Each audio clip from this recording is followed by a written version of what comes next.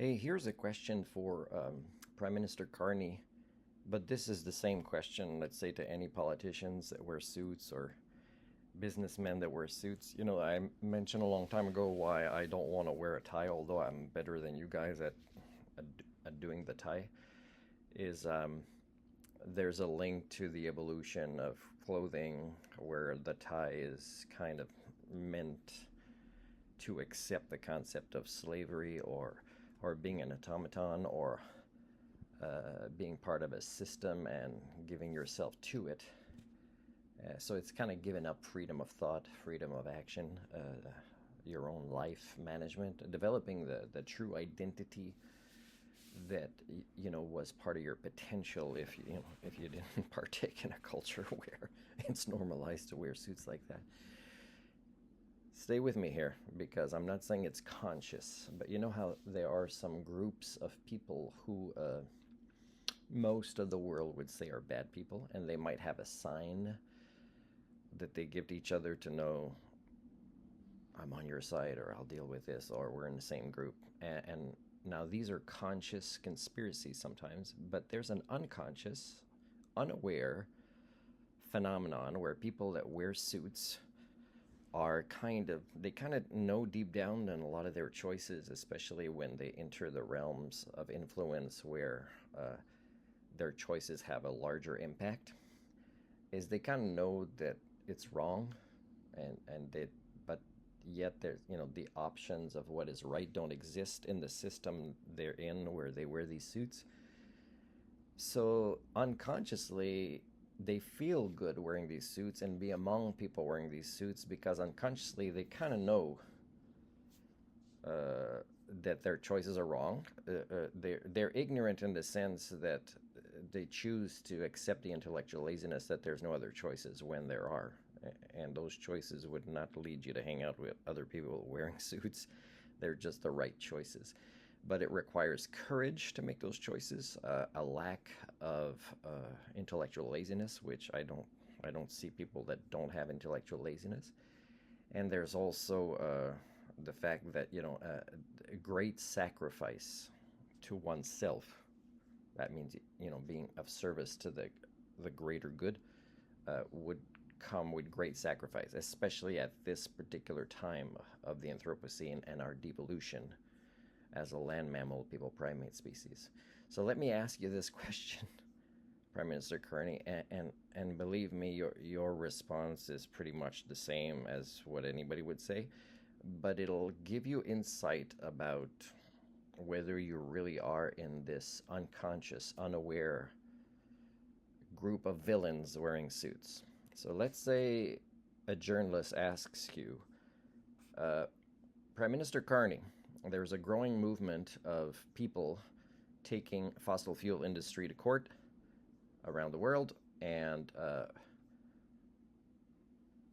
the laws allow for it. Now, when that phenomenon grows, there'll be politicians or elites that'll put pressure that those laws don't exist anymore to allow the fossil fuel industry to be taken to court for things like a glacial lake going in BC, and suddenly an entire village gets washed away, or an entire population can't escape fires in time. So we're talking about thousands of people dying within a couple of days. Even if you mobilize the army that should be more prepared, or even if you do, a national firefighting agency, but still that would be operating under outdated paradigms about fire that we're able to do with our opposable thumbs. And yet there are species with opposable thumbs on their feet too, and they don't burn their house down like we do as a species. But soon I'll be posting videos, pictures.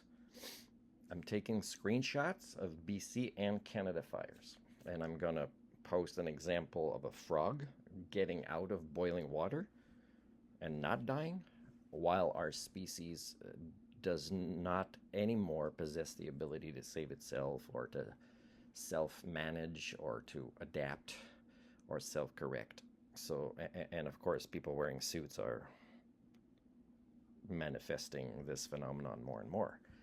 Like, for example, Dr. Lem was saying on the news this week that I watch is that 70% of Canadians care about climate change as a topic, and yet maybe half of them understand the link to fossil fuel burning. I'm not sure that's true, but if it is, we are one dumb population, and to make us not dumb is politicians during campaigns have to not be so business suit self-serving and actually inform people about it and discuss it and make it the main topic. I mean, what's the use of having food more affordable when the grocery store is burning down, or people's farms? I don't know if you understand what comes first, the chicken or the egg. If this is too tight and you can't get that stuff. Now here's the question. The question is, the journalist would ask, do you agree to be the type of politician that would never block Canadians' ability to sue fossil fuel industries or even politicians, even if they're retired? And if you promise you will be somebody that will allow these courts to continue and have somehow the more courageous people not wearing suits, although they might put a suit on for going to court. If you put a suit on for a marriage or a graduation or going to court, it's fine. But if you put it on every day, whether you're an elite here or down here or just somebody with a job, is, for me, automatically, I'm not going to ever give you 100% of my trust. You'll have to earn it, and you'll have to earn it really hard. So let's say you say, oh, yes, I would never block it. Now, do you agree? This is the second part of the question, and I could ask any of you in your surrounding network. Do you agree, on the record now, because it's being recorded, and the person would keep that record, do you agree that you should be sued and declared guilty if you break that promise, and you will deliver yourself to jail? Even, saving taxpayers' money and say, oh, crap, I did promise that. And it turns out I am a coward, stuck in a cult paradigm wearing the suit. And it turns out that, I was trying to do good, but my mind was programmed with the wrong ideologies.